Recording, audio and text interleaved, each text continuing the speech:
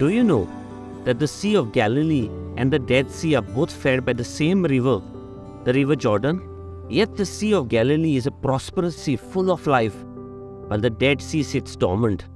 Why is one sea prosperous and the other stagnate when both are fed by the same stream? Actually, the Dead Sea is a lake, not a sea. It's so high in salt contents that a human body can float easily. You can lie down and read a book, they say. The Dead Sea is so salty because there's so much water evaporates due to hot and dry conditions, with it just sitting there, that minerals become more and more concentrated.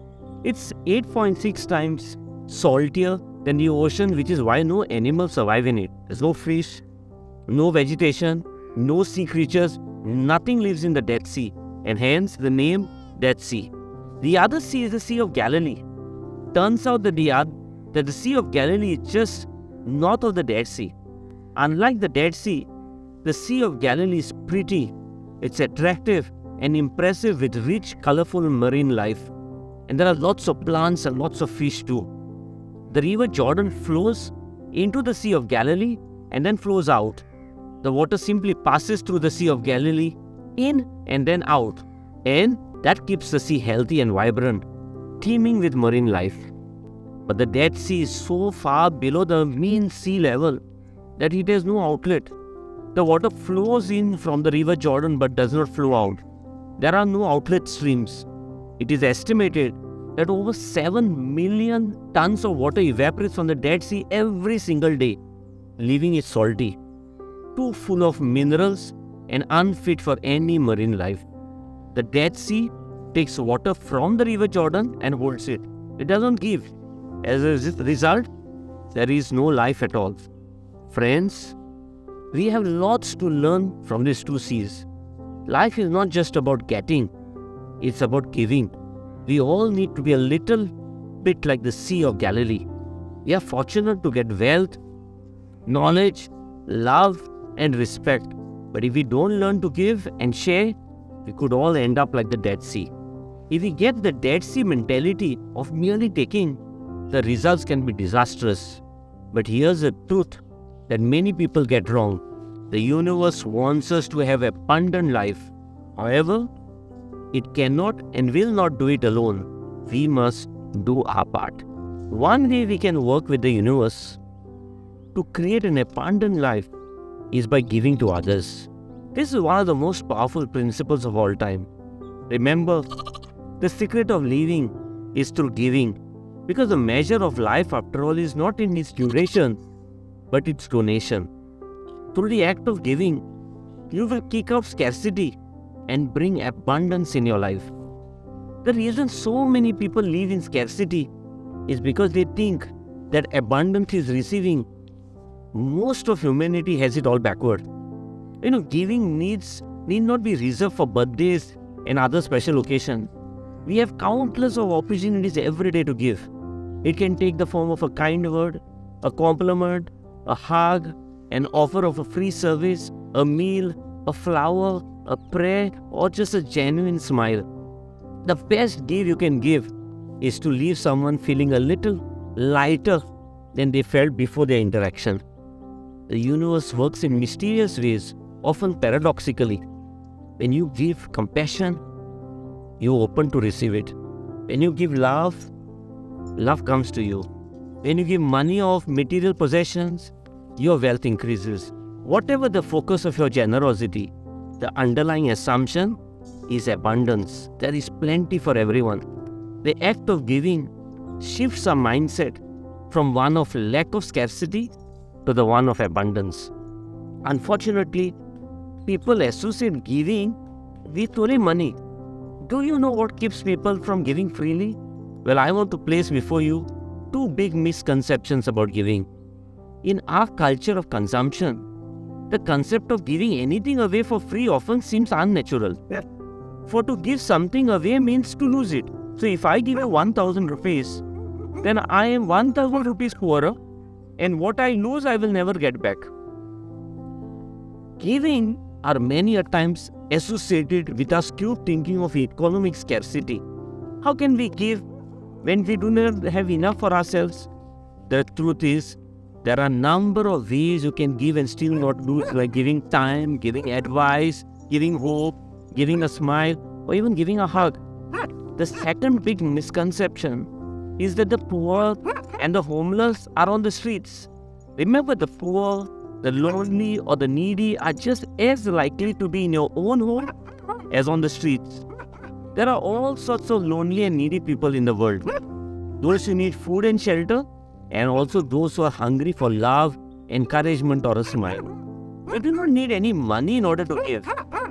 We can give encouragement, we can give advice, we can give time, we can give hope, we can give energy, we can give a hug, we can give love. None of these things depend on our economic or social status or bank accounts. When we give unconditionally, then we are expressing abundance, and that is when we experience abundance. This is a hard truth to embrace, especially in a culture that tells us constantly that we must prioritize getting ahead of everyone else. Adam Grant, a business professor and a New York Times best-selling author, writes in his book Give and Take that the missing piece to true success is generosity, as he defines it, helping others. Those who elbow their way to the top often fall flat. Instead, Grant argues that the people who offer a helping hand to their peers without expecting anything in return become successful. It may seem odd to talk about the benefits of generosity, but the rewards of generosity go far beyond the simple quid pro quo of bartering or trading. Friends, there are physical, emotional, mental, scientific and spiritual benefits of giving. Scientific research provides compelling data to support the anecdotal evidence that giving is a very powerful pathway to personal growth and your lasting happiness. For generations, we have focused on hard work, passion, talent as individual drivers for success. However, there's a missing piece to this puzzle. In today's dramatically reconfigured world, success is increasingly dependent on how we interact with others. Adam Grant uses decades of psychological studies to make provocative yet promising argument that givers are the most likely to succeed. Although some givers get exploited and burnt out, the rest achieve extraordinary results. We all want to get something, yet so easily we forget that the most certain and fulfilling part to getting is through giving. As the late and great motivational speaker Zig Ziglar summed it up well when he said, "You can have everything in your life you want if you will just help other people get what they want." Research also shows that those who volunteer live longer and have happier lives. Charitable giving delivers a host of benefits to the body and to the brain. The brain's pleasure circuits are stimulated by acts of charity and release a good feeling. Chemicals such as serotonin, which regulates your mood, the dopamine, which gives you a sense of pleasure, oxytocin, which creates a sense of connection with others, the neurochemical drivers of happiness, namely the dopamine, serotonin, and oxytocin, make the happiness trifecta, and giving allows us to secrete all these chemicals at once. Giving also opens the doors to heavenly blessings. Religious scriptures impress on us the fact that God has put in place a natural law of reciprocity. Generally speaking, generosity plants seeds for a blessed life. Giving always results in receiving. We have God's word on it. Seed kept in a barn never produces a harvest. The only way it can fulfill its purpose is to be sown. The idea of sowing a financial seed comes from the agricultural principle of sowing and reaping. To harvest a crop, farmers must first sow seeds in the ground. They must trust that the seed will germinate, grow, and produce a beautiful harvest. The agricultural principle is applied to spiritual realm too. All religion emphasize on this principle that whoever sows sparingly will also reap sparingly, and whoever sows generously will also reap generously.